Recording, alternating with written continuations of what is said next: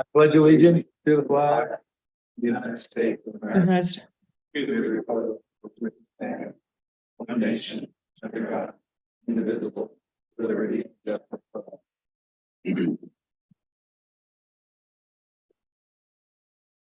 Good evening. May we have the roll call? Noack, Yes. Rin, Here. Shess, Here. Vincent, Here. Flaherty. Here. I'm just going to give some general instructions how to join us. Obviously, you could be here in the council chambers, and thank you to those of you that are here. To join us remotely through Zoom, you go to www.zoom.us. Our meeting ID is 821-4055-9673, and the passcode is 049333. You can also call us on the phone, and that telephone number is 669-900-6833. Council had a closed session before this meeting, but there's nothing to report out at this time. And with that, we're going to move to our single action. Actually, it's not on my agenda, but this is the time for public comment. If anybody in the audience wants to offer public comment on something that's not on the agenda, this is your time to do it. There's only one item on the agenda tonight, and that's the redistricting maps. Public comment is limited to 3 minutes. And if you'll wait for me to call you up to the microphone, we'll proceed with that public comment. I have a couple of cards that appear to be general comment, not related to anything on the agenda. So let's start with Matt Kennedy. Oh.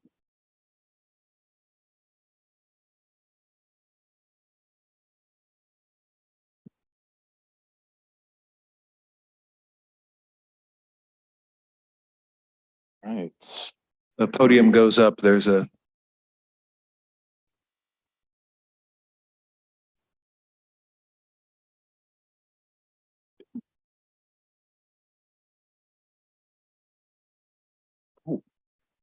Okay.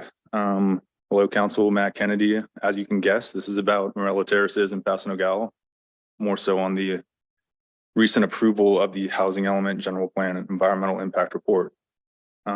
For everyone in the room and listening, the first mention of these parcels was April 12th. Approval of this plan was May 18th, right? So that's 5 weeks for our community in its entirety to review these 3 huge documents. And since it was approved in such an expedited manner, it's reasonable to assume that within these approved documents, we will see a very clear and reasonable assessment based upon the state's own best practices, right? These are 8 factors. When we look at what was explained within the documents, we see reference of just one, the locational scoring criteria or the opportunity map, right? The justification given being it's high resource and moderate, close to a high resource, so therefore they have the area. There are candidates. Within these approved documents, there's no mention of both sites having unstable soil, particularly with housing water infrastructure, which is for high density buildings a critical parameter, right? If we're gonna allocate these sites and we're gonna omit information that is critical to their development, specifically with environmental mitigation factors, how does that serve our future residents? Please explain to me. It's something I don't understand, how omission of readily available data through our own city's records shows that these have non-mitigable factors. And yet they were still selected in 5 weeks. It just does not make sense. And if we're not going to follow the state's guidelines, and if the state's going to accept documents that don't follow these guidelines, what's the purpose of this exercise? Are these parcels actually going to be developed? Or are they not? And I would hope you guys are selecting parcels that actually provide housing to people, not just to meet these last minute deadlines. Thanks. Thank you for your comments. Next up is Pete Bennett.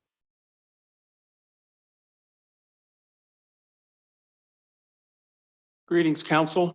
It's a little on the high side. Could also pull the microphone down. There we go. My name is Pete Bennett. I've been a resident of Contra Costa County for almost 45 years. I have operated businesses. I have been in litigation. I have been a witness in several major cases in the county and the state. 10 years ago, I learned that my girlfriend had been murdered, was the mom and the daughter in the Amber Alert. And then 3 days after that, 5 of my nephews were murdered in Utah. My story is pretty tragic. 45 years ago, or 44 plus 1979 for clarity, I owned a house on Santa Monica Drive. Fire trucks went racing by. We went down, the trucks were on fire. The next day, the police came and talked to me. And they said, "Did you see anything?" I said, "No, we didn't see anything." A man was burned alive, locked in the trunk of the car. 2 weeks later, another murder. I've called the city about this already. In the last 10 years, I've been beaten up 7 times, put in the hospital every time. I've nearly lost my life with strangulation, broken ribs, poison, bacteria, arson, hit and run, and attempted murder with guns. This story in 1979 is dogging me. This story appears to be a big lie. It's actually the Ellenwood track where Mr. Ellenwood disappeared. At least I think so. He was actually kind of a friend. We used to go have coffee together. Here I am, decades later, trying to piece together a very set of tragic stories. I can pretty much tell you that I have more than 50 people near me that have been killed. It's probably a lot higher than that, but I'm going to say 50 just to get your attention. I've called the city, never get really any response. I've had my equipment stolen, my cars taken, 10 of them so far. I don't have a place to live. My employee was murdered in 1982 by a Pittsburgh cop. 10 years later, my friend, the Safeway manager, was murdered by another cop in the same agency. There are cases here in this county and in this city that fit what I'm talking about.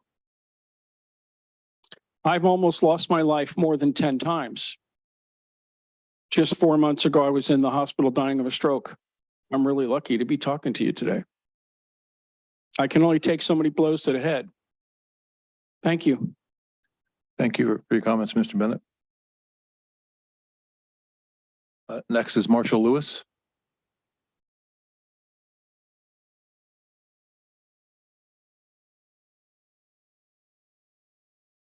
I actually just have a very, very brief comment. I wanted to give a quick shout out to the city staff who has done so much very difficult work on the city's housing element and helping to run the meetings like the one last week.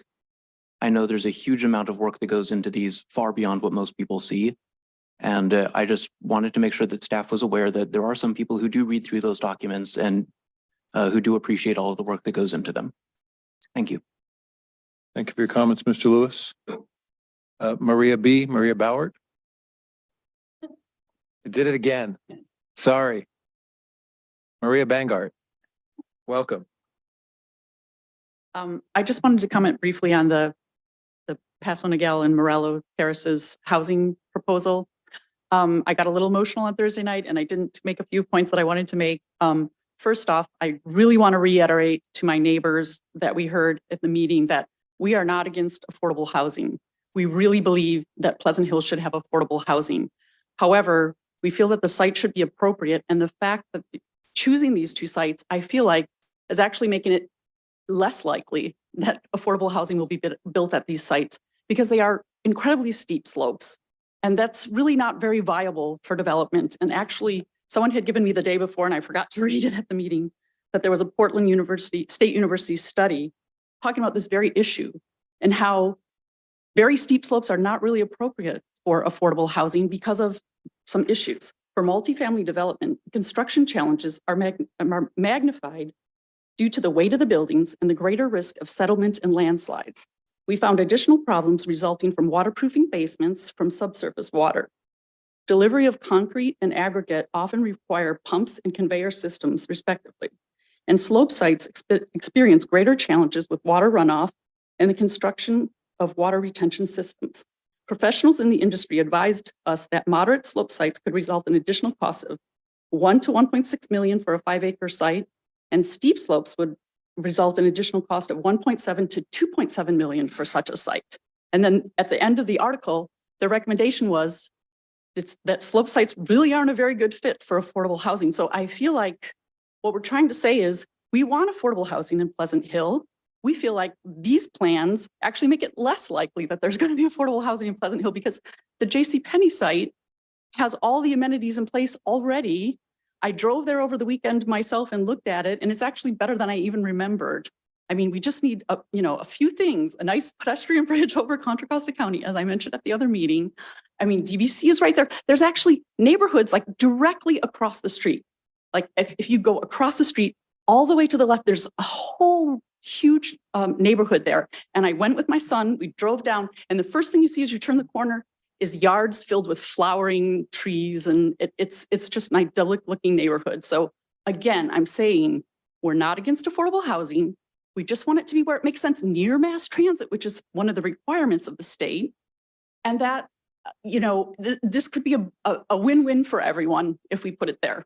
The neighborhoods on the other side, you could build, if you built it tall with the parking underneath as they want to make it viable, you could repurpose the JCPenney parking lot. There's a bunch of mature trees there. Make a park with structures, play structures for kids. With the bridge over, the neighborhoods on the other side of Contra Costa County could go over the bridge and use that park for their kids because they don't have a park anywhere near them. Thank you. Thank you, Ms. Bangart. Do we have any general public comment on Zoom? There are no hands raised. Any other public comment in the chambers? Seeing none, we'll close public comment and move to I guess we'll do council member reports. That's not on my agenda either, but does anybody have anything they want to talk about that might have happened over the weekend or anything? Councilmember Vincent, I'm sure. I will. I attended the Art, Wine and Music Festival. My wife ran the premium beer booth, so we were there Friday, Saturday, and she was there also Sunday. Great event, a lot of people. Looked like everybody had fun, a lot of great music. Thank you. Anyone else? Mayor Flaherty, I also attended that event and it was fantastic. Lots of people of all different sizes and ages, and it was great. And big shout out to Councilmember Vincent and his wife. They put in yeoman's work, as well to the entire chamber that put it on. So congratulations to everybody on that. Vice Mayor Wren. Ditto. I don't know. Good job. Councilmember Vincent. Great job. It was a good event. Councilmember Noack, anything? I should have pointed out that Councilmember Noack is again going the extra mile here and with us on East Coast time. Thank you for doing that. No problem. And every once in a while I turn the video off because my husband's son just arrived. I hadn't seen my son in 2 months from college. So I quickly had to turn it off to give him a quick hug. So anyway, nothing for me except my husband did the pouring of beer since I couldn't be there. So just wanted to make sure Noax were represented there somehow. Thank you. Yeah, thank you. Rounding out the dais, I also attended the Art, Wine and Festival this weekend. Saturday as just an observer and participant, and Sunday as a volunteer. Shout out to Councilmember Vincent and also Sandy Vincent for the tremendous organization skills in the premium beer tent and giving me the privilege of pouring beer for lots of people. Also want to congratulate the chamber on what appeared to be a successful festival this past weekend. Also, since Memorial Day is coming up, just wanted to remind everyone that the Veterans Remembrance Committee will hold a Memorial Day event at the Contra Costa County Veterans Monument. That's the monument in front of the Hyatt Hotel. It's May 29th at 12:30 p.m. The keynote speaker is a retired Major General from the USMC, James Myatt. Also, the Hillcrest Housing Development at 401 Taylor had a grand opening this past Saturday, and congratulations to the community and that developer for working together to create a new neighborhood that everyone is pleased with. There are no other council announcements. I'll just turn to our city manager. Do you have any announcements you wanted to provide us tonight? Not tonight, thank you. Well, tonight is our city manager's birthday, so we will, before we adjourn, have a rousing community happy birthday song for June Catalano. Thank you. All right. So we're going to move to our action calendar. It's item 5.1. We're having a public hearing to consider draft maps and composition of districts for the by-district elections. I'm going to turn to our city manager, Janet Colson. City Attorney. The attorney. Oh, rewind. I'm going to turn to our city attorney, Janet Colson, to start off the discussion here. Thank you. Thank you. I could never be a city manager, just a city attorney. So tonight is the last of our required hearings. I'm sure it's not going to be the last hearing, but and I don't want to go over everything that's in the staff report, but since we had the Saturday meeting on May 6th, we've received 4 additional maps. 3 others we could not accept. One had a district that was not contiguous. One only showed 3 districts, and one split census, and I don't think it's census tracts. I think it's actually census blocks, but it would force a requirement on the computer program that analyzes the maps that we really can't do. And so we have 4 additional maps. Now I will tell you that draft map 8, there was a posting or a loading up error, and it did have a linkage problem with it. So it hasn't been up. It's been on the website, but it hasn't been available for people until tomorrow morning when we were notified about that, and staff was able to fix that.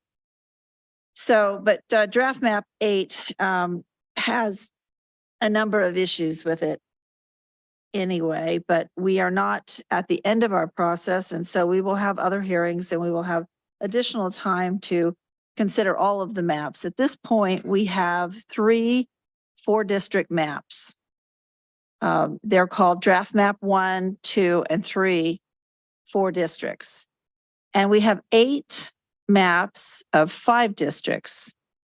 We're really talking about the first 7 tonight. So the staff report shows various statistics about them. Really, the only thing that that I'd like to point out is that on the 4-district ones, both of the new 4-district maps have a lower minority CVAP. It's a minority coalition CVAP than the first one. And map 7, which is actually, I believe, a revision of one of the earlier maps from the public, comes in at a 44.9% minority CVAP coalition number with one of its districts. And we're at the point now where we're not accepting any more maps from the public. We're certainly accepting comment. That's perfectly fine. But we are needing to take this number of maps and sort of hear from the council really what you think about them, what you like, what you don't like. What I envision happening at this point is that the council will give direction as to maybe additional revisions they'd like to see, maybe some refinement to the maps, moving of lines. What if we move this line over here, preserve the neighborhood by doing this a little bit better, et cetera, and ask for another run through the computer program to see what those revisions would do to the statistics for that particular map, and have a discussion and come up with some ideas about how to bring this to a close. What will happen when the council finally decides that we've tinkered with this map, we like this map, we think it is the map that we want to see, we will then go and we will draft an ordinance to implement what the council wants. And that will be 2 readings will be required for the ordinance, the regular ordinance, 2 readings in 30 days. So we'll have an introduction which could be at a special meeting. We will have an adoption, which has to be at a regular meeting. And 30 days later, that ordinance will be in effect. We will see it come to fruition at the next election in the fall of 2024, the next council election. And so I am happy to answer any questions. I will ask Colleen, is Jim Priest on the line? Jim is my colleague from Best and Krieger, who is the election specialist. So if we could bring him in, and apologize that I forgot to bring him in, that would be great. So we're happy to answer any questions you have. Thank you. Thank you. We're happy to answer any questions you may have about the maps as submitted, with additional information you may want, anything in the staff report, anything in the future, the meetings to come. I just have a quick question about map 8. Since it hasn't been posted for the full 7 days, are you suggesting that we can't discuss it at all? No, it's not that it can't be discussed at all. It's that you can't make any final decisions about it. And so we're not at the final point anyway. And we wanted to, it was posted, it just wasn't linked properly, so you couldn't get to it appropriately. But you know, I did include the stats on it. I did put that in the staff report. So it is there just because this is the universe of maps, at least from the public. If the council wishes to have additional maps drawn up, that's perfectly fine. You can do that. But we now have taken input from the public as far as maps submitted from the public. All right. I don't know whether this is a question for you or for Mr. Priest, but just on map 8, there are 2 districts, 1 and 3, that don't look compact. Map 8 has issues with compactness. Okay. Very much so. Right. All right. Anyone have questions of the city attorney or Mr. Priest, council member? Councilmember Shess. Thank you, Mayor Flaherty. I know there's no final decisions being made here, but I guess what I'm wondering is, taking a map like map 8 and it hasn't been posted long enough, can the council, if the council, I mean, I guess let me back up. Can, as a point in trying to get to where we want to be, could we eliminate maps from consideration tonight and say, we want to focus on these 4 or these 3 or whatever? Can we do that, or should we just continue to just pick out maps and make tweaks as I think the best thing to do is to focus more on the positive as opposed to the negative. So instead of eliminating maps, Okay. And taking any kind of final action on them, which you don't want to do, you want to leave everything in play, but pick out the ones that you like. And if your exploration of the ones that you like doesn't come to fruition the way you wanted, you still have the ability to go back and look at others. Okay, sounds great. Thank you. And just to follow up in terms of timing, we do have some additional time. Yes, thank you very much for reminding me. So our original deadline was June 5th.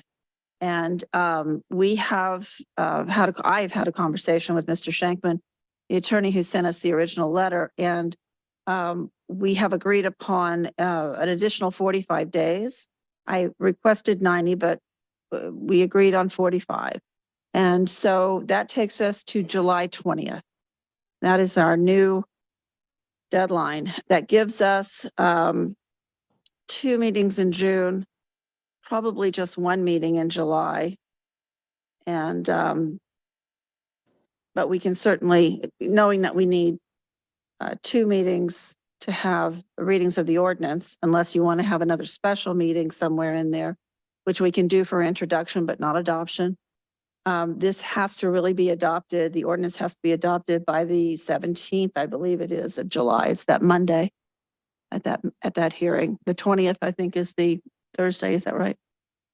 17th is Monday. Thank you. Mhm.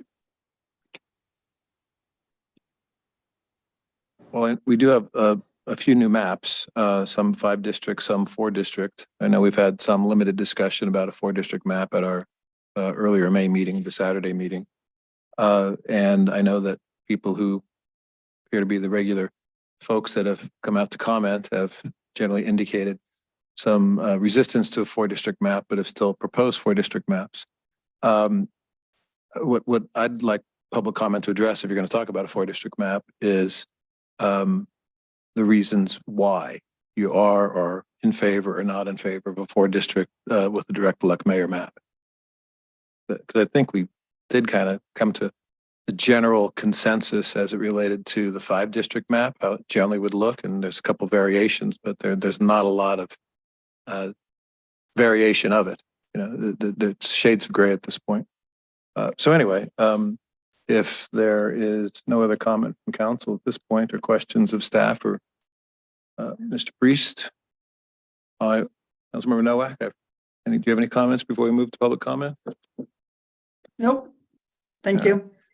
Thank you. All right, let's move. I'll open up public comment. Again, obviously, those of you here in the chambers, thank you for being here. If you're participating remotely, please join us on Zoom, www.zoom.us. The meeting ID is 821-4055-9673. The passcode is 049333. And you can also telephone by dialing 669-900-6833. Thank you. And let's start with the cards I have here. Valerie Slovin. Welcome.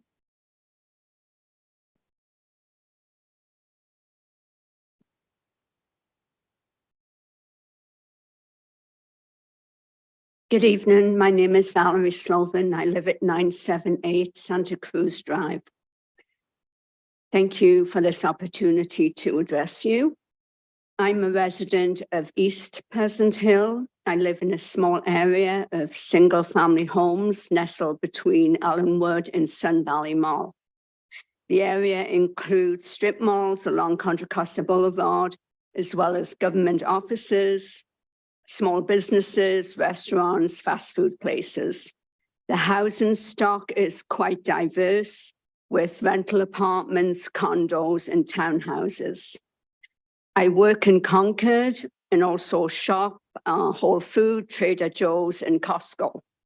When I use BART, I go to the Concord station. Back in the 70s, my neighborhood was in fact a part of Concord.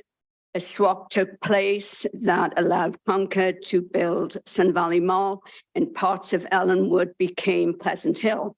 And I think it may explain why I align with Concord. As noted at the last meeting, parts of East Pleasant Hill show signs of neglect and are in need of attention, and I would agree with that.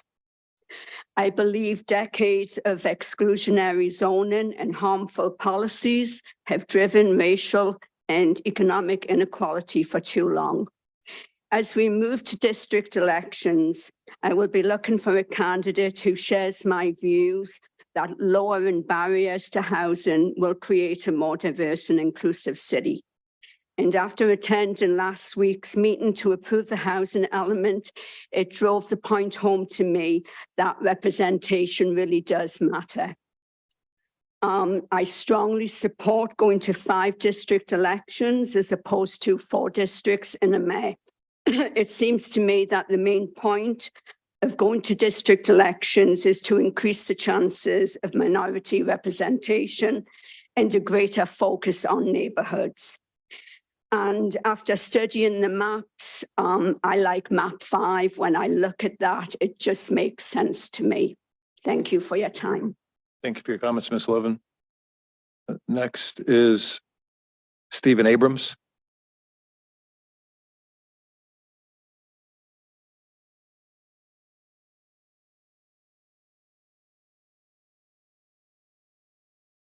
Good evening, Mayor and council members. I'm Stephen Abrams, Pleasant Hill resident. I actually want to urge you when the right time comes to put this redistricting process on hold.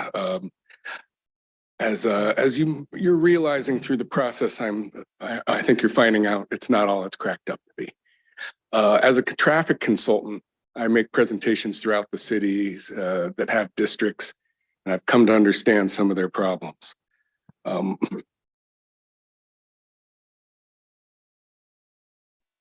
me.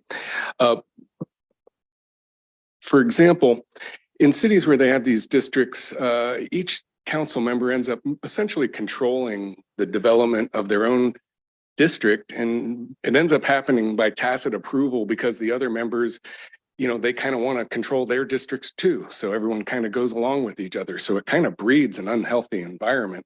And so, for example, how this could play out with traffic engineering is you might have in one district has way worse safety problems and maybe unsafe schools that need some major investment.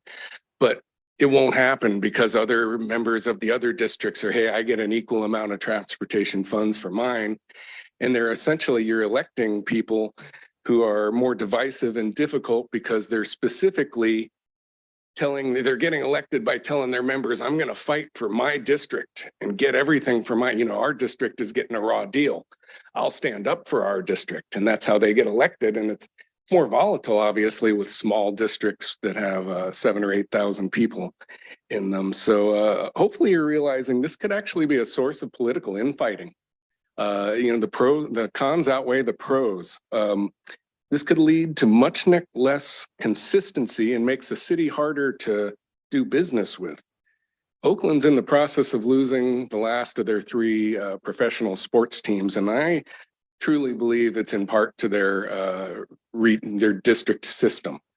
They essentially, you can't do business with them because they're unpredictable and you get kind of a changing political atmosphere all the time. It really makes it difficult. The main reason such a significant change in elections might be justified would be if we're having serious problems with our current decision makers, which I don't believe is the case.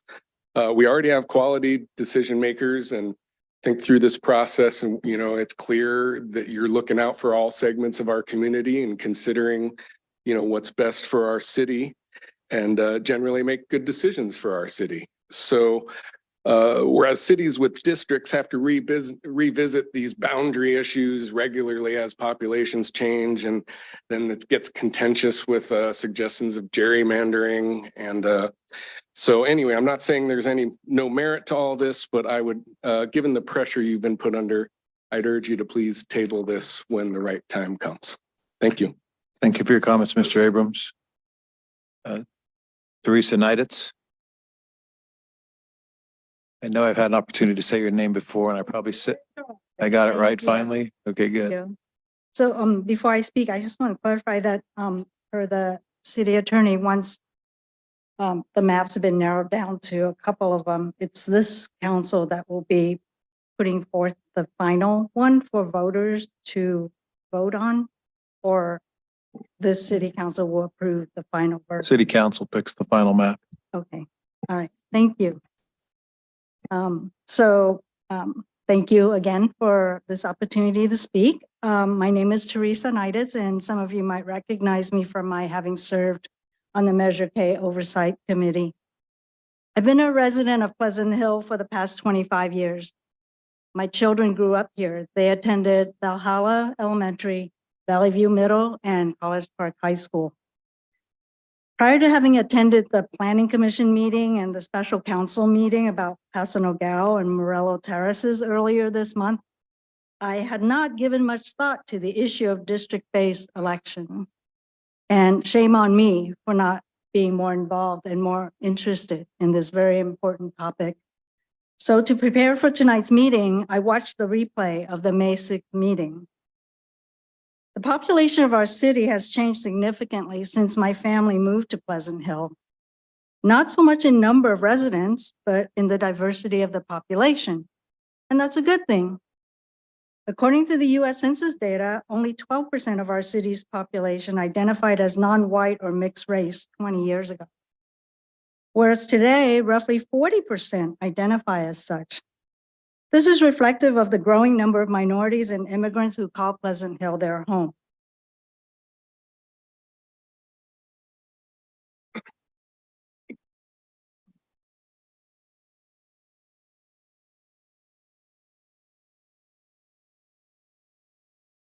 These are the city council's of Pleasant Hill and our neighboring cities, Lafayette and Martinez. Both Lafayette and Martinez have a less diversified population than we do.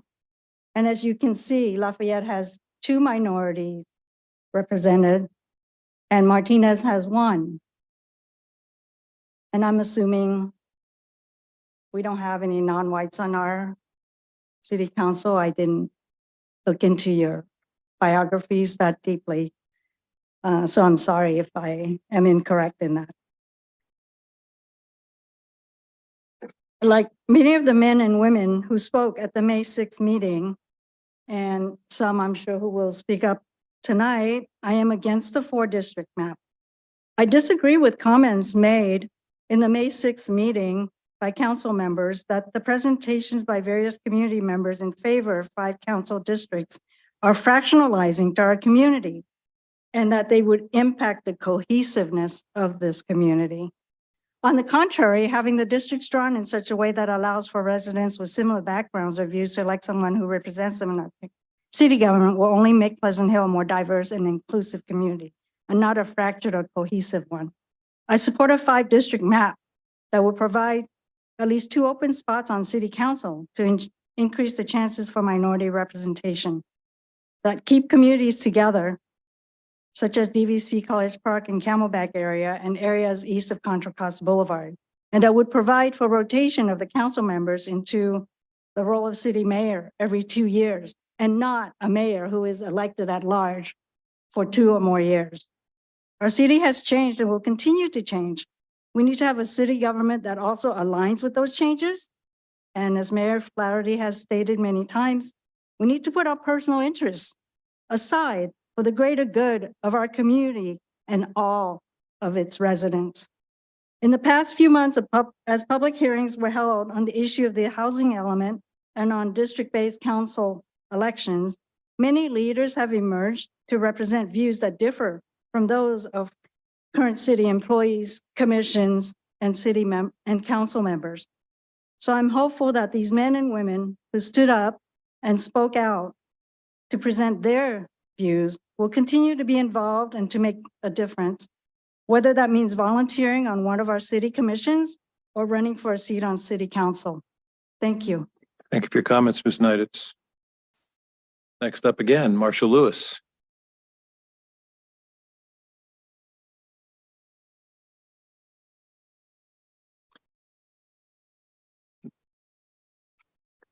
So at the last hearing on this, the Saturday hearing, Mayor Flaherty had asked us if we had a 4-district map that had 2 districts which both had good minority representation, would we still dislike the 4-district system? And we have that now. We have map 3, 4-district map 3, which I think is about as good as you can get for a 4-district map. So I'd like to discuss that a little bit. For the Contra Costa district on that map, they do a very good job. When I was trying to do a fair 4-district map, I ended up with a district that was just about identical. District 3 generally makes sense. That's the Poets Corner one. District 1, the Morello district, generally makes sense. But then you're left with District 4, which in that map, which no one can see that. For District 4, you end up with a district that includes Camelback and DVC and also Gregory Gardens all the way down to Boyd. It's just very hard to see how it would be possible to make that district work, especially because, as those of you who have run for office are aware, it's much easier to canvass in and focus on single-family neighborhoods than multifamily neighborhoods.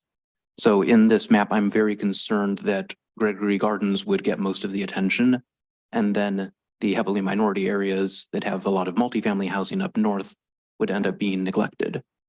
If council wants to pursue a 4-district map, I would say that map 3 is the best one.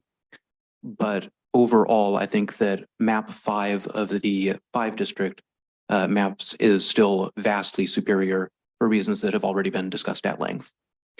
The city attorney did mention that council has the opportunity to possibly make some changes to maps.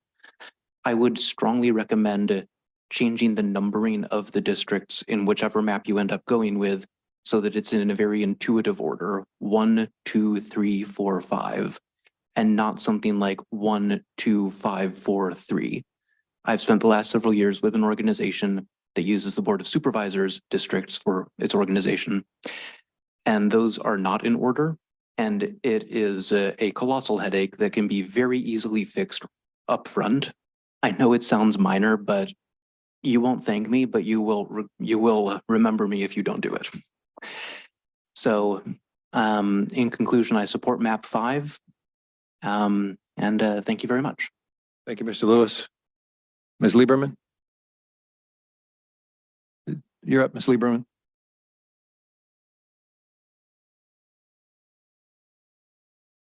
Welcome.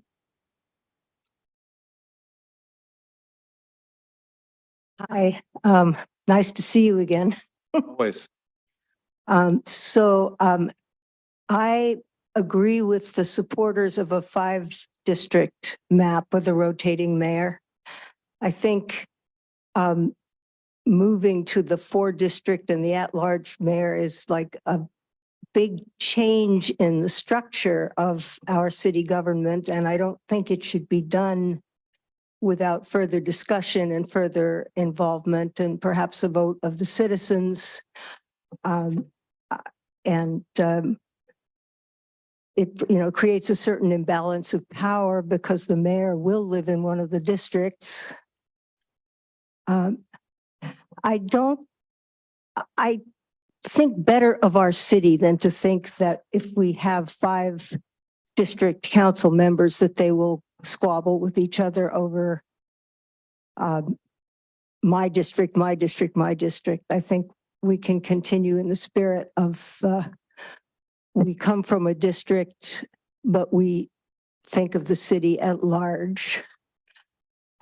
I like map 5 also. I think for me, I live in, I guess, East Pleasant Hill, Fair Oaks neighborhood, and that seems to keep my community of interest together. It provides for 2 majority districts. It seems pretty sensibly laid out, keeps the DVC College Park neighborhood together. It keeps east of Contra Costa Boulevard together. I am hoping that you will go for stay with the 5 districts, which will maintain a balance of 5 equal council members. And I would definitely like to see something similar to map 5 as the final solution. Thank you. Thank you, Ms. Lieberman. And we have Matt Kennedy.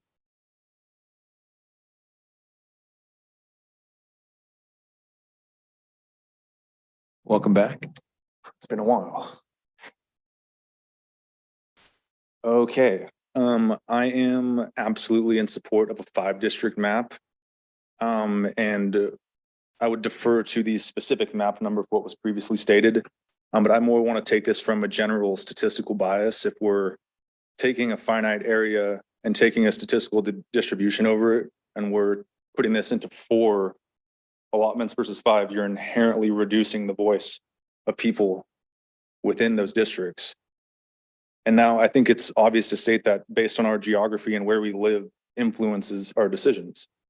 And if I'm in a position of power and I'm making decisions for these areas within my area, it's going to be biased. And as previously mentioned, 3 of our council members live quite close. 2 are actually next door neighbors, which is interesting.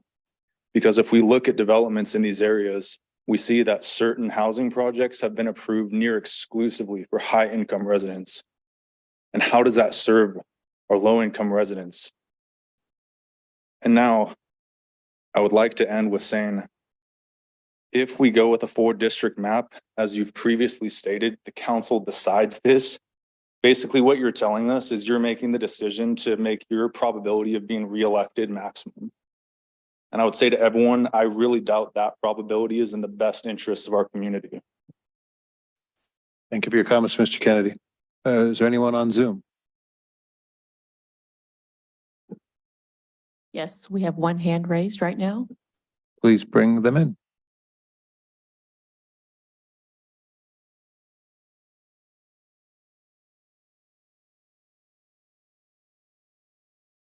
Ms. Hedgepath, please proceed.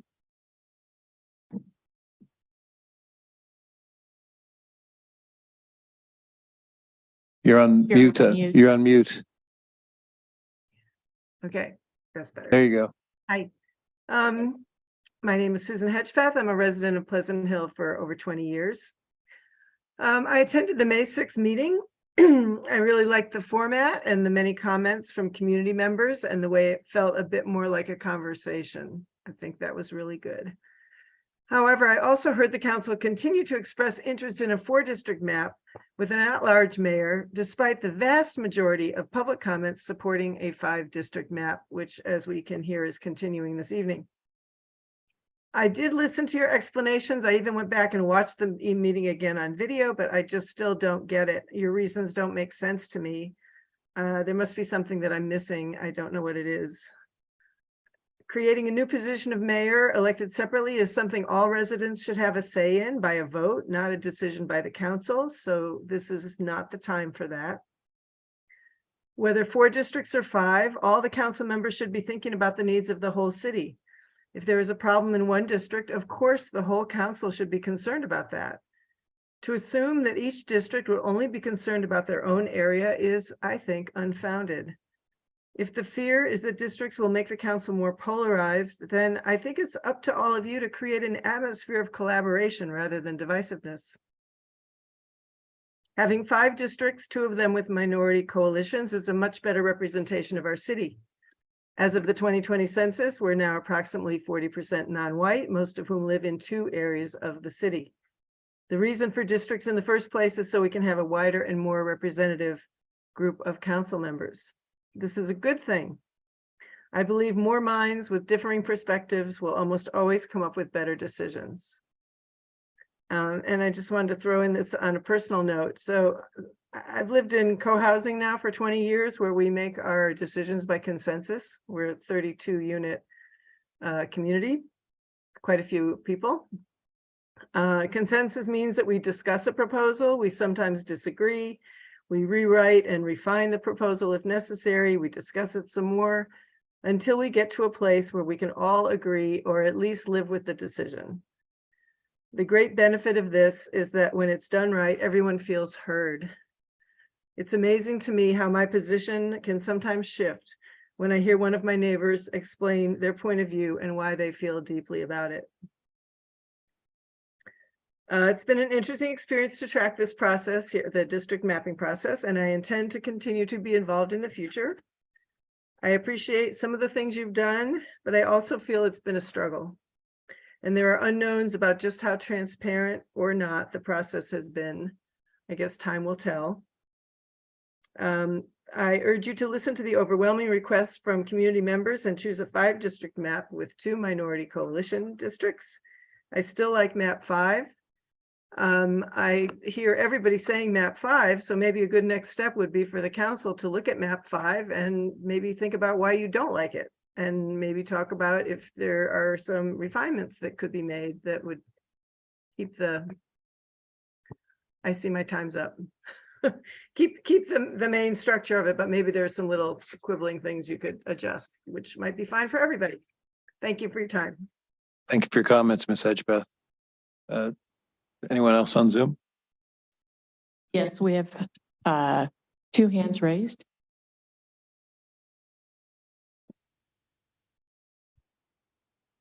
Mr. Offerman, it's your turn to speak.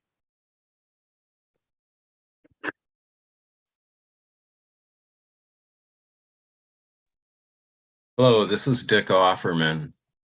I live in Pleasant Hill. I first heard about the state mandated by-district city council elections at the end of February as the city started to discuss it. While the state law calls for a robust community outreach, our city is failing to broadcast this huge change to the voters. Someone failed last Friday when we did not get the standard council meeting email regarding tonight's meeting and its agenda link. Since the May 6th meeting, our city appears to have willingly continued to fail in its community outreach. Many attendees on May 6th, including myself, told the council that many of the voters we spoke to do not know about this district mapping effort. At that meeting, we seemed to be the ones who had to inform you about the city's failed effort in sending out postcards. Many, including myself, never got a postcard. At that May 6th meeting, I asked about the lack of street side announcement boards that the city normally puts out regarding important meetings. Yet, as of yesterday, the only 2 announcement boards I could find were in front of the police station and at the library corner. Both were about a different meeting. You had 2 weeks to make this right, and you didn't bother. I was at the library this past Friday, the 19th, where Patrick told me he had just received large copies of the maps that he was going to post. The only problem was that as of last Friday, it was too little, too late.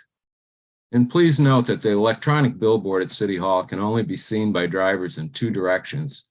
It should not be considered a viable outreach tool. It looks cool, but is relatively useless in 2 directions. We must not forget that the first map that our city provided to us was the map with that amazing abrupt jog going down Patterson before jumping over 2 blocks west to Shelley. It is easy to see that this was an attempt to move the boundary line over to Shelley in order to have it run between 2 council members' homes.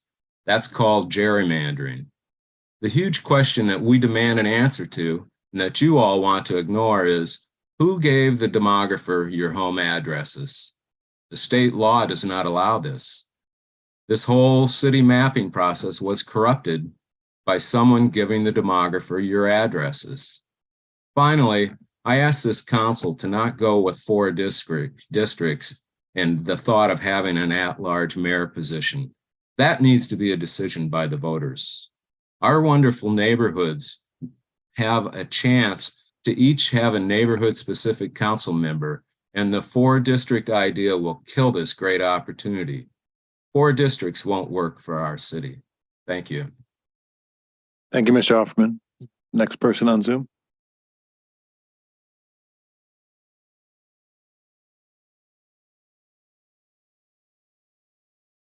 Ms. Yap, please proceed.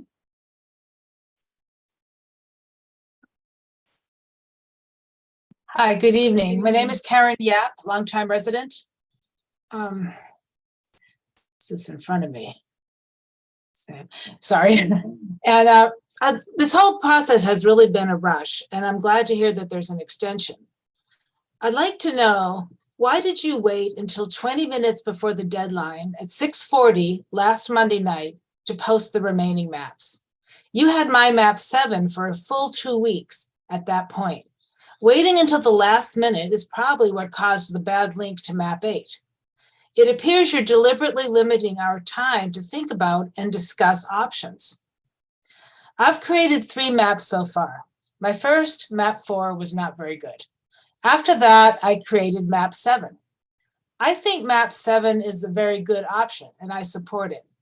It has one of the lowest population deviations of all the maps, and one of the highest % minorities in one district. It doesn't split any neighborhoods, but people don't like the odd layout at Ellenwood. Those 2 neighborhoods there are totally separate. You can't drive between them, but I agree it doesn't look very clean. So it isn't a popular choice. Perhaps it can be improved in that area. Many people support map 5, which does look clean, but the population deviation is much higher than any of the other maps, of the other good maps, and the minority district has the lowest % minority. Personally, it puts my area of Woodside Meadows with the north section, and I feel strongly that I align more with Poets Corner and Southern area. I also created a 4-district map, number 3. I only did that as an alternative to the demographer's map, but I don't want 4 districts. I appreciate a new mayor every year. I know you have flexibility in that. I recall at least twice when council members were too busy in their personal lives to take their turn in the mayor rotation. And I also recall when the council did not like one of the council members and decided to exclude him from the rotation. So you have lots of flexibility. Also, having a mayor or vice mayor from my district may help with local issues at least once every 5 years. That's better than always having a full-time mayor from the other side of the city. A 2-year election doesn't solve that problem because most people just vote for incumbents. Can any of you say that you believe we have the best map option in front of us right now? I can't say that. I think we need to take a step back and take the time to do this correctly. Thank you. Thank you, Ms. Yap. Any other comments on Zoom? Yes, we have one more caller.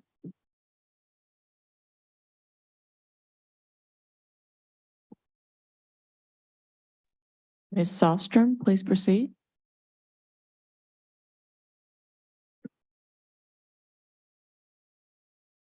Ms. Shostrom? I don't see anybody. Here she comes. Hi. Hello, Ms. Shostrom.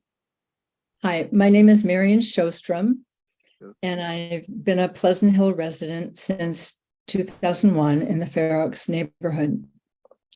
I wrote the council a letter, which I thought would be in the packet because I wrote the letter on May 16th, but it wasn't. So I'm here to tell you what I said in that letter. As a longtime Pleasant Hill resident, I have followed the process of Pleasant Hill transitioning from at-large to by-district election with keen interest. The process has been challenging for many of us. I believe that the city council members and staff care very much about Pleasant Hill and its residents. I appreciate the time and energy that you have devoted to the city. I encourage you to listen to Pleasant Hill residents who overwhelmingly support a 5-district map. I know some of you have expressed a desire for a 4-district map with a mayor elected at large. I hope that you will seriously consider selecting a 5-district map. The argument that a council member would do a better job as a mayor if they did 2 years in a row has merit. And the council can certainly elect a council member to serve 2 consecutive years as mayor under a 5-district map. Knowledge of how the Pleasant Hill City Council works would certainly help a mayor to do the job.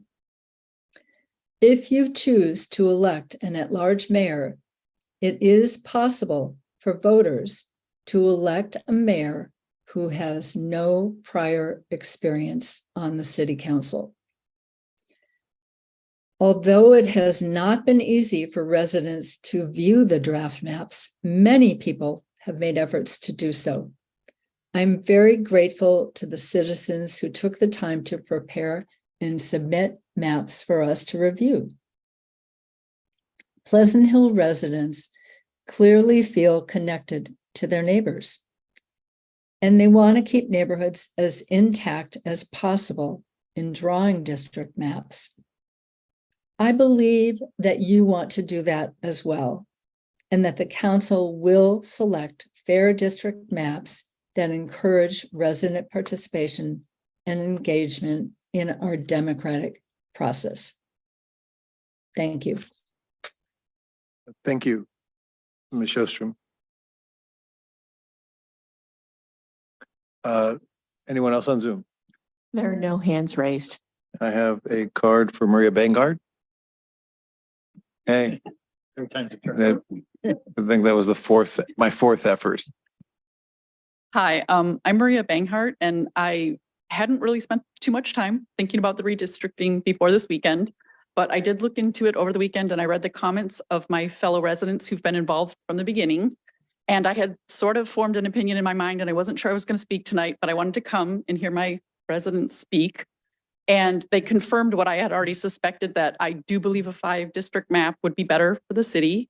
I liked the comments from my neighbors that said, you know, there'd be a greater chance of minority representation on the council. I also liked the comment that I said that no one spoke of tonight yet, that it would make it a less expensive endeavor to run for city council as well, because you're only having to, you know, deal with 1/5 of the city instead of 1/4 of the city. So that also is another barrier to running for city council. It would cost a little bit less money to run, which I thought that was a very good point when I read that this weekend. So that would be my opinion. I haven't really studied the maps enough to know which one is the best one, but I do like the idea of having 5. And I do feel it's important to, you know, have more representation from more neighborhoods. Thank you. Thank you for your comments. Michelle Simone.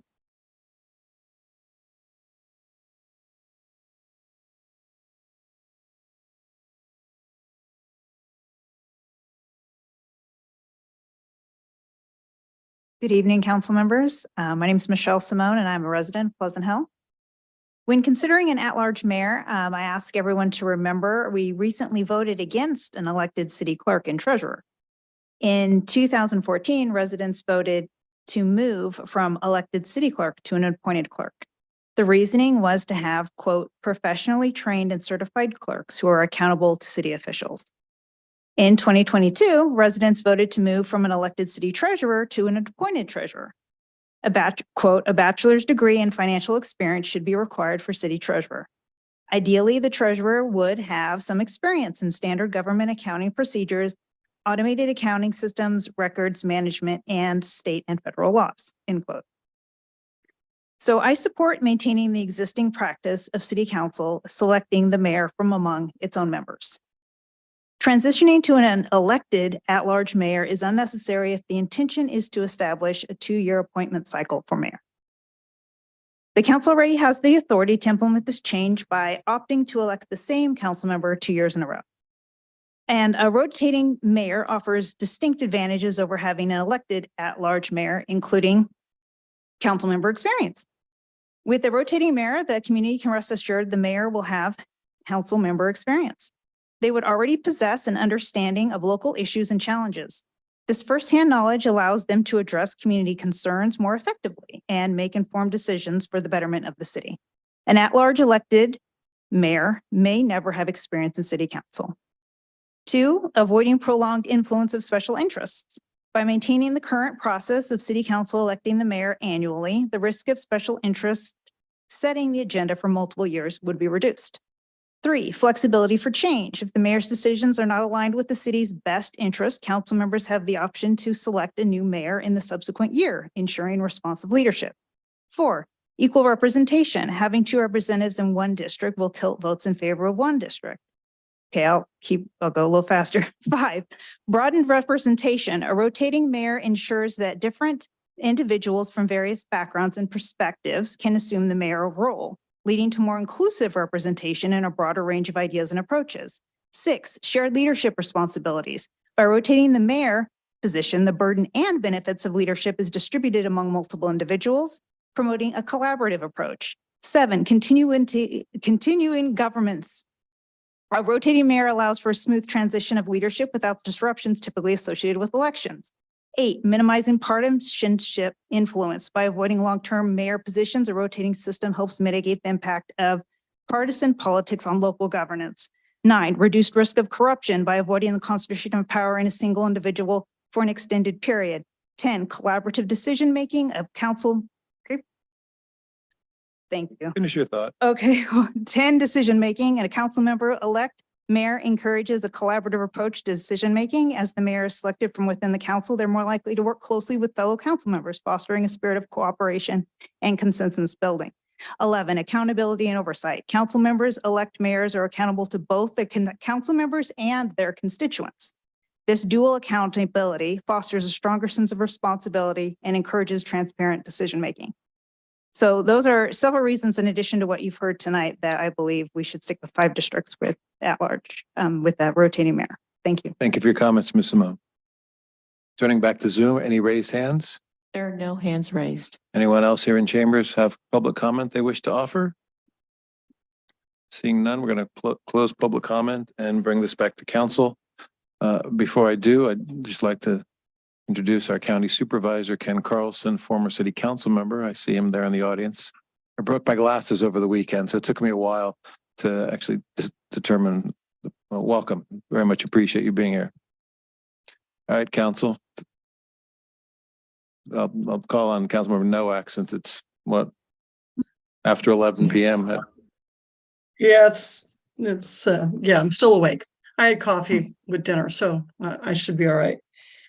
You know, when I look at the maps and think about neighborhoods, you know, I'll have to say I agree with most people that map 5 I think aligns the best. There might be a little bit of movement in some of the lines, only to decrease the population difference in map 5. But I think northwest, east, Gregory Gardens, Poets Corner, I think pretty much aligns up with neighborhoods. The concept of 4 and 1, there's some positives, there's some negatives. I'm sort of on the fence here. The benefit of doing rotation is those of us on council like the ability to be mayor. We don't do 2 years because that wouldn't give everybody an opportunity to be mayor. So therefore, it's been 1 year for certainly as long as I can remember. Elected mayor could bring some stability. Just the other night, Thursday night, with quite a bit of discussion on the Morello and Paso Nogal, you could see where a potential argument could come between 2 districts, right? Morello and Paso Nogal sort of, saying, why not Mangini? You could see where some issues might come up there. And a mayor might be able to smooth that out, maybe not, depending on who the person is. I think I don't necessarily agree with some of the experience questions. I rely on the voters to make a good selection for their district or for their city.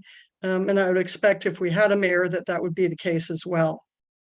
I think it's super important, no matter which way we go, that any council member that steps on here has to think of the broader city. Most of our questions, most of the issues that we address really don't come down to districts or areas of the city. They're more global questions that we all have to deal with and not district based. The whole basis for this district concept is to give more minority representation.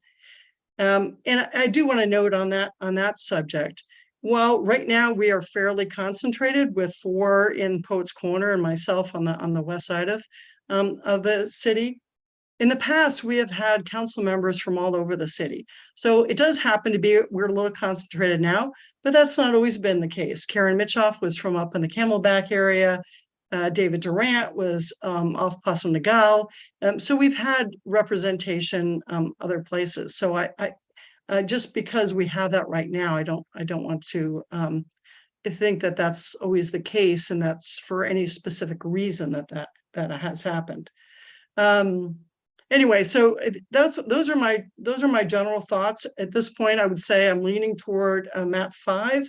I would probably take the little yellow piece that sticks up and put it into 4, only because I think map 5 has got, when I look at the numbers, map 5 is pretty heavy population wise, map 4 being less so, and the population deviation might be changed a little bit.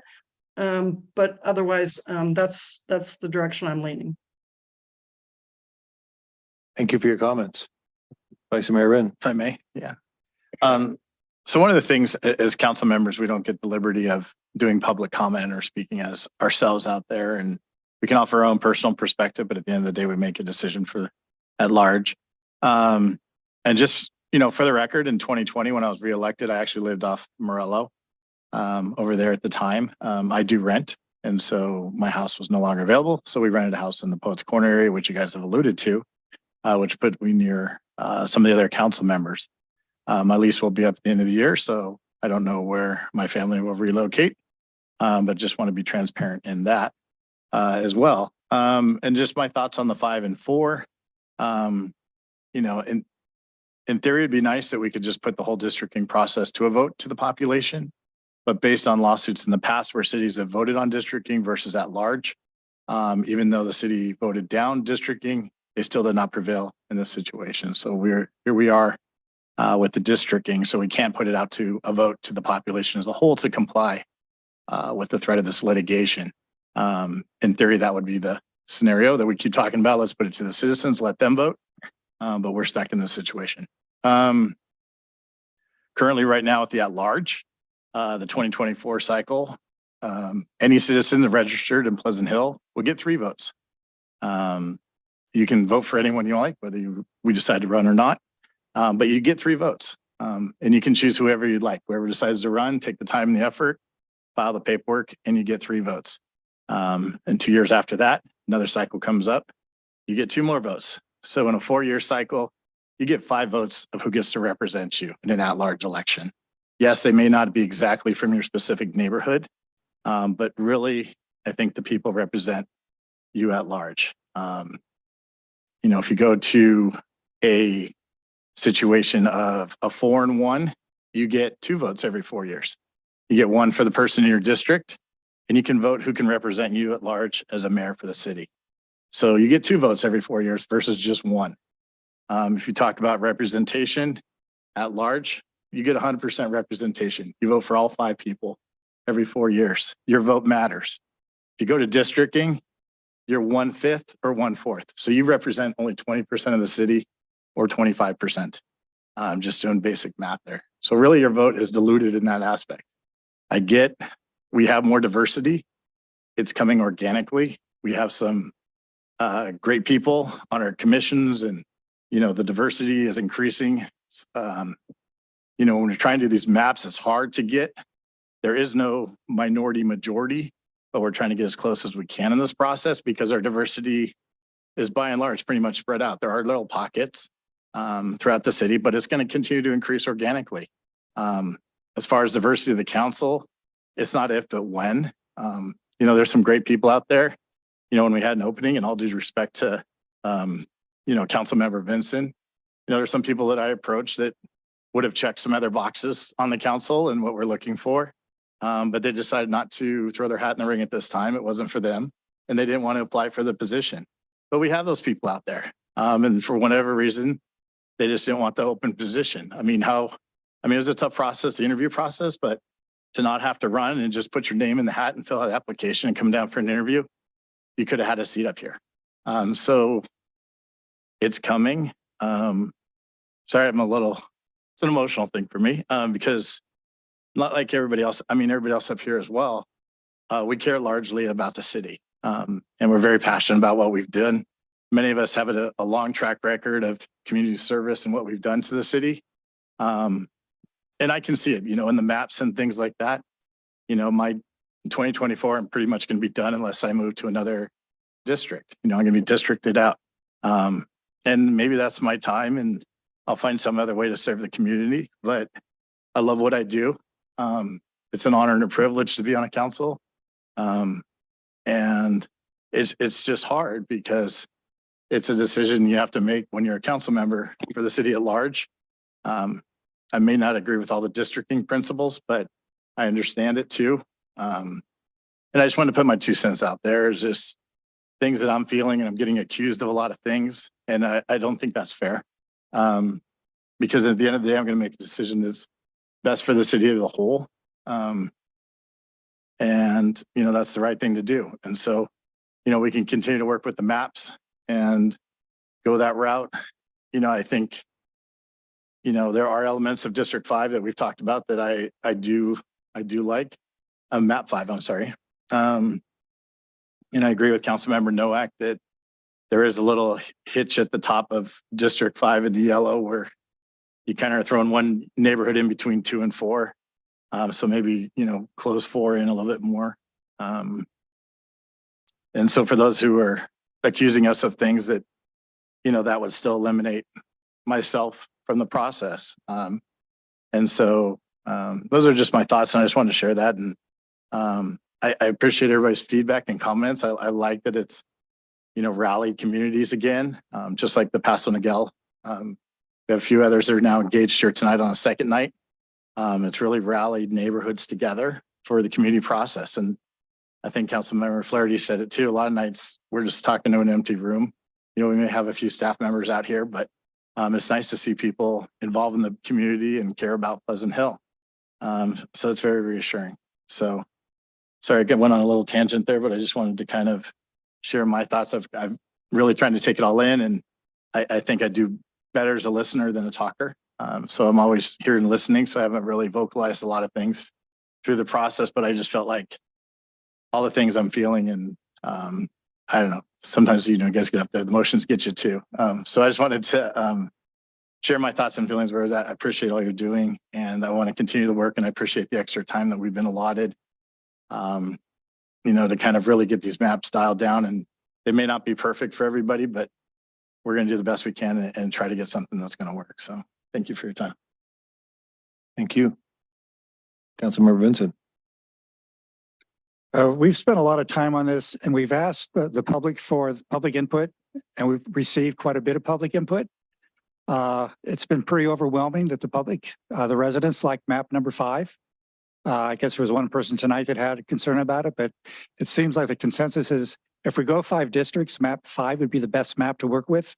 It may perhaps need to be tweaked a bit, but I think it's a good starting point because I would like to narrow down what we're working on rather than having the 7 maps. If we can narrow it down to 1. I myself tend to lean toward the 5 districts as opposed to the at-large mayor. So I appreciate Vice Mayor Rin's comments because I know he served our city a long time and would like to continue to serve it. Maybe down the road he can. But as far as moving forward, I like the 5 districts. I think it's good. I remember Councilmember Noack mentioning one time she went to a school to talk to the kids about being mayor. And the kids said, can a woman be mayor? And yes, and other people can be mayor. So I think it would be good to have a rotating mayor so other groups are represented as the mayor. I think you can learn quickly if you're the vice mayor and move up. So at this point, I would lean toward a map 5. Thank you. Thank you. Councilmember Shess. Thank you, Mayor Flaherty. Yeah, so I think people have talked, we've heard the public express their interest in map 5, and I definitely can see some benefit to that. I too have a little bit of an interest in that upper area that they allude to, has been alluded to as well. I can tell, I believe the border is probably the canal. And so, maybe perhaps it can be a little bit, because the border there for the most part until you hit Pleasant Hill Road is Boyd Road.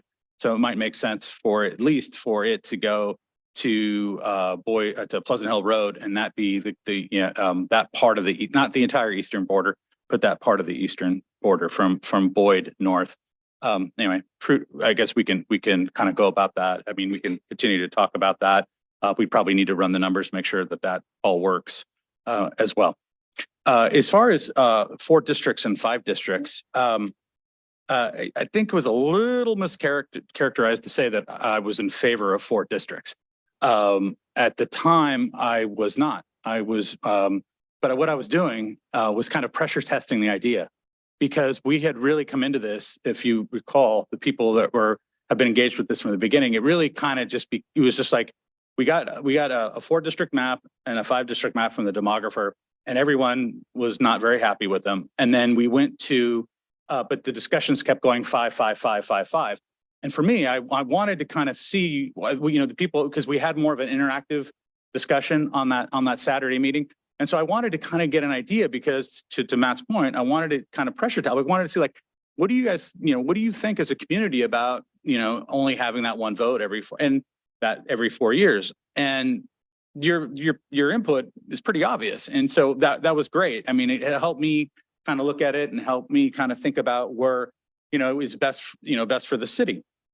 I obviously, as you guys have known in the last week, we don't shy away from making tough decisions. But I think in this, I want to clearly think about, what was the goal of this from the beginning? The goal of this from the beginning was to make sure that we could have better minority representation in the city. And I think with a 5 district map, you have that better chance. And you're able to do that. I am concerned because the districts are going to be really, really small. But, this isn't, like I said, the other thing I said from the beginning is that this is an iterative process, right? We're still not done. And I think back when we got the demographers maps, I said that because people weren't happy. And I think I'm starting to see more of I think the whole council starting to see a coalescence between, kind of toward going in one particular possible direction. So I think that's the iterative process. I think how the city governs with city council in districts is an iterative process. And the beauty of that is if it doesn't go well, there is a process where this could be redistricted. That'll be up to you. I probably will be no longer serving you up at the dais at that point, but it definitely affords the city the ability to, again, it's an iterative process. You can keep moving you can go in a different direction if you need to. But to kind of summarize this, as far as getting back to them, I do look at map 5 and I think that is a good solid map with it's not the best of one or the best of the other, but I think it's a blend. It's contiguous. It has the border, I like Morello between 1 and 2. And then, like I said, the rest of it kind of fits, I think, well together. Perhaps like a tweak that I mentioned, but that's kind of where I'm going as well. Thank you. Question for the city attorney or for Mr. Priest, just following up on a comment of Vice Mayor Wren about putting this to the voters, about either which map or what type of map. If you could comment on that. As opposed to, well, As opposed to the council selecting a map, but. Well, do you mean, well, first off, we don't have that time, but second, do you mean the concept of districting by itself? Now, let's say the council put 2 maps in front of the city and said, you select.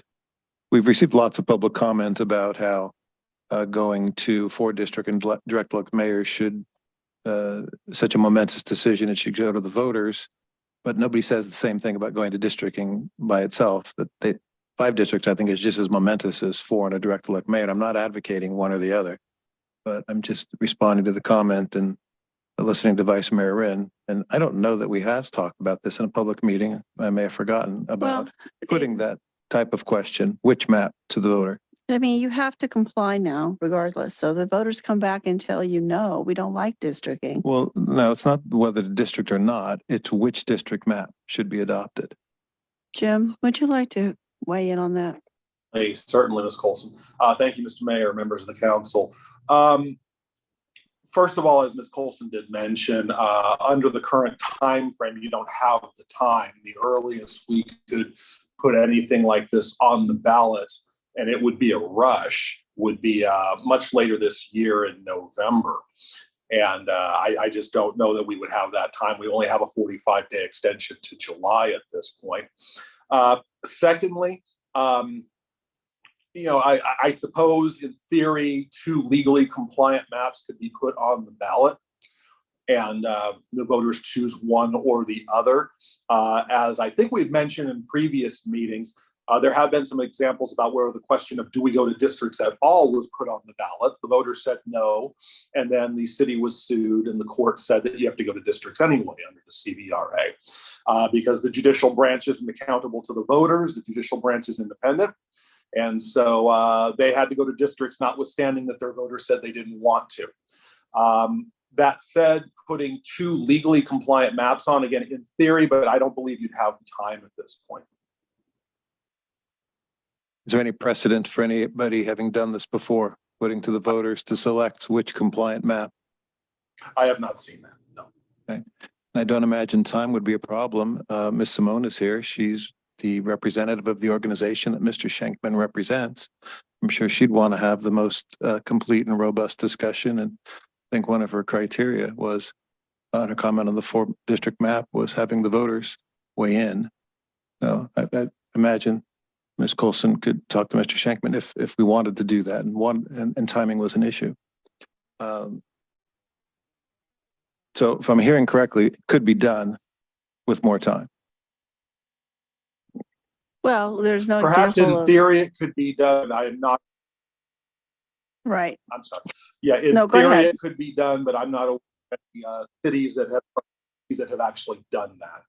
Yeah. Fair enough. Thank you. Uncharted territory, I think, is what we're really trying to tell you.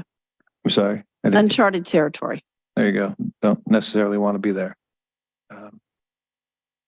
We also did receive a written comment from Marion Shostrom, Susan Hedgepeth, and Heather Rosmarin as part of our comments before the meeting this evening. Well, I said at the May 6th meeting that I thought map 5 was the best 5-district map that was then under consideration. And I don't think any of the map 5-district maps we've received since are superior to the 5th map 5. I don't know about the comments about, you know, how moving some of the lines affect the population distribution. And I guess that would be a consideration, because I think the 2 districts in that map, 2 and 5, if you were trading, or I guess you'd have to decide which districts you're trading one for the other, because some of the districts are over and some are under. If you could trade between an under and an over, then I think it would be a neutral. But if you're trading, and maybe you're trading between overs, it doesn't matter either. I don't know. Tim, in 4 and 5, 5 is over, 4 is under. So that's why I was suggesting if you move the little piece of yellow into 4, you actually reduce the deviation between the lowest and the highest population maps from a CVAP perspective. Yeah, well, I'm looking at, and maybe I'm looking at the wrong chart, but I'm looking at the staff report, the demographic data, and the first section has the population deviation at 7.94%. Right. So, but if you go to the demographic data for draft map 5, District 5 has a CVAP population total of 5,666, and District 4 has 4,938.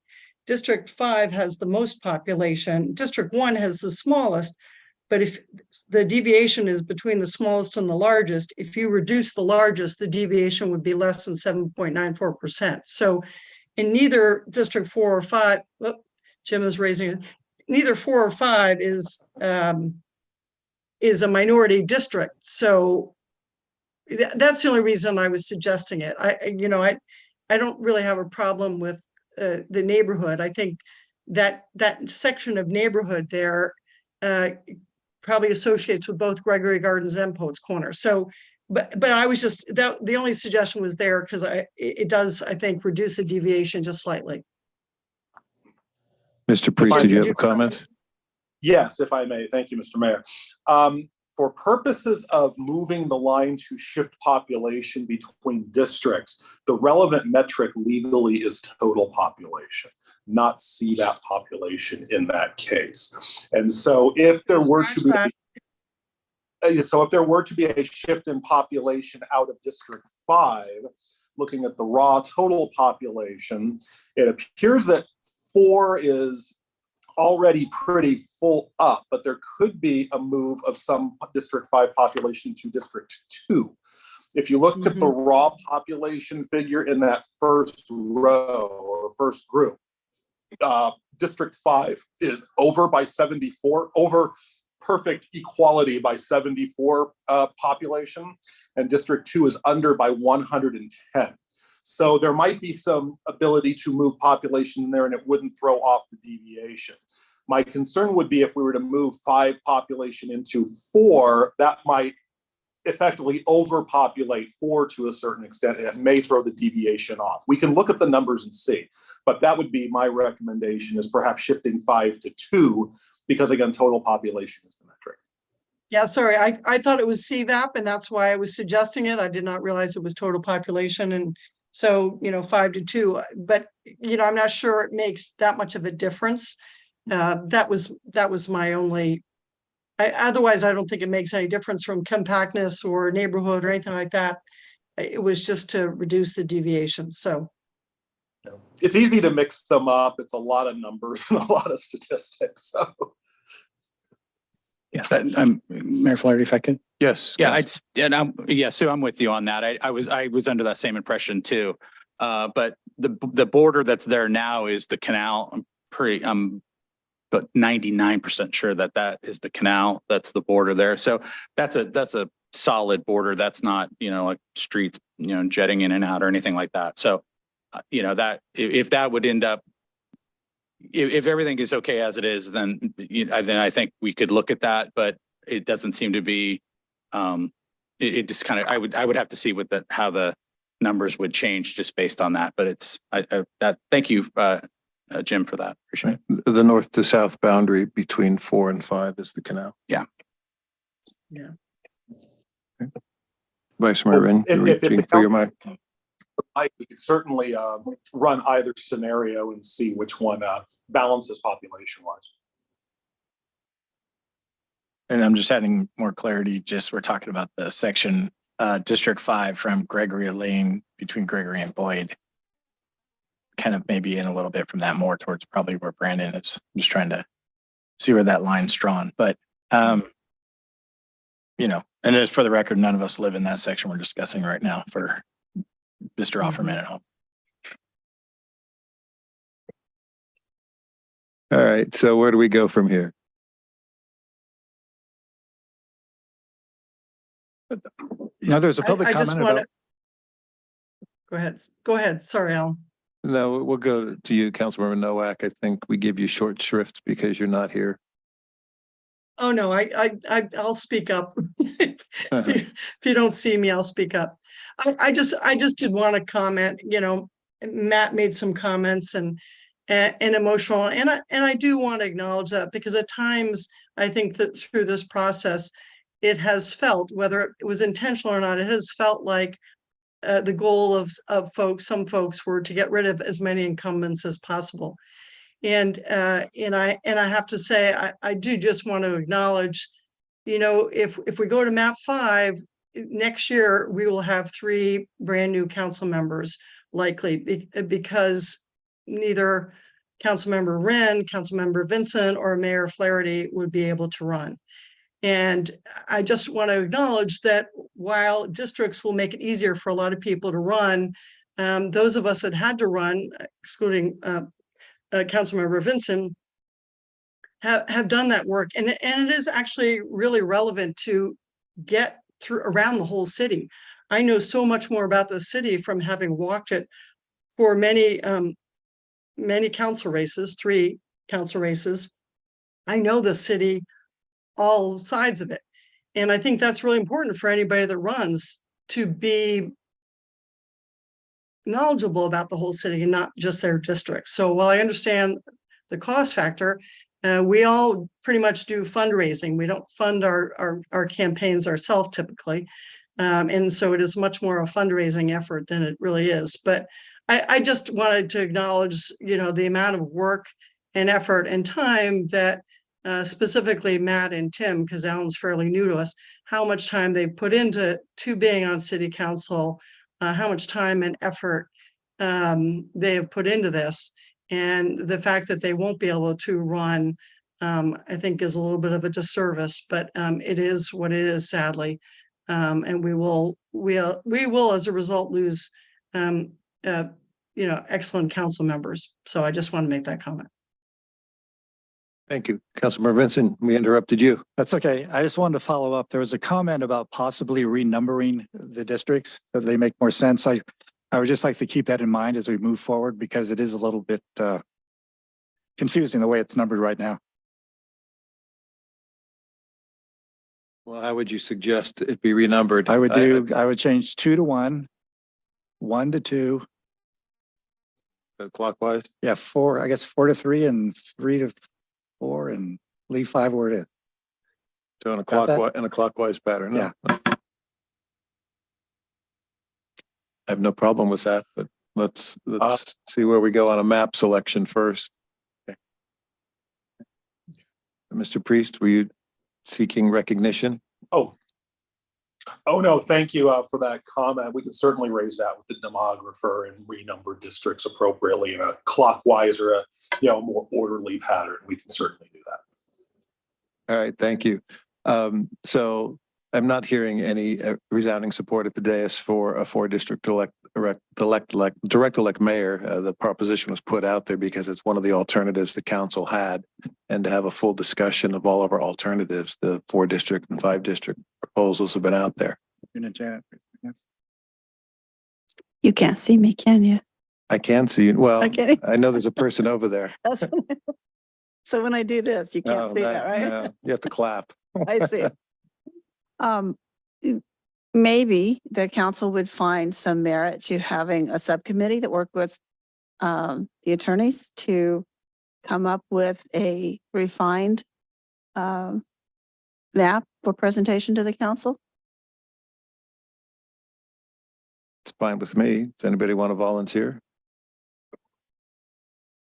I can always count on Councilmember volunteer. Noack. Sure. Anyone else? And Councilmember Shess. There's our subcommittee. Thank you. So you can take a look at some of the boundaries, and I know that the maps that are on the staff report don't give you the level of detail that when you go to the links that are on the city website. Looking at some of the map readers. So I guess this would be a motion situation to appoint the subcommittee.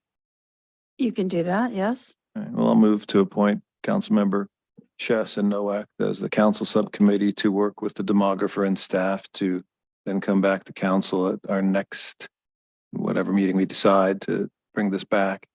A second. Got a motion and a second. Flaherty and Vincent. Noack, Yes. Rin, Yes. Shess, Yes. Vincent, Yes. Flaherty. Yes. Seeing So no I other presume that business. we are, so I Yep. no, we're just going to be looking at the 5 map and making some little adjustments there. And that's what Councilmember Shess and I will be looking at, working on Unless you- for the next meeting. Yeah, unless you come back with a different recommendation, but No, I just, Yeah. no, I think I want to, I think we would just, it seems like the consensus is map 5, we might tweak a little bit. And so I just wanted to be clear that that's what Councilmember Shess and I will be working on. Yes, but I also want to reiterate that we're leaving everything on the table in case we need to come back to it. Okay, right, we're not rejecting anything at this point. not rejecting Right. anything. I understand. Right. And perhaps you can dive a little deeper into the uncharted water issue that I raised tonight. Because I do think districting is such an important issue that it's fortunate that we have the public comment we do, but it is just a very limited portion of the total population. And we've done an excellent job at outreach, but as I said at the meeting last Thursday, there's only so much we can do of delivering the information. Somebody has to be there to receive it. There are so many opportunities to sign up for listserv, to get every agenda of every meeting of the city council, the planning commission, the architectural review commission, and every other commission here in San Francisco, in the city, as well as we have a biweekly newsletter. We do our best on the other old fashioned outreach of A-frames. We went away from A-frames. The council made a decision to go away from A-frames a few years ago when we got the electronic reader board. But we're always looking for improvement and always looking for suggestions on how we can better get the information out to all of you. But it's not, we all need to participate, and I'm doing my best to let everybody know that I meet at every meeting. Do you know that we're discussing district elections and do you have an opinion on that? Do you know we're discussing our housing elements? Did you have a position on that? And I'd say back in February, nobody knew about district elections. I think as of today, they do, but for whatever reason are not coming to council meetings to express any differing opinion if they haven't. So with that, no further business, I'll adjourn the meeting to our next scheduled meeting for Monday, June 5. Thank you and good night.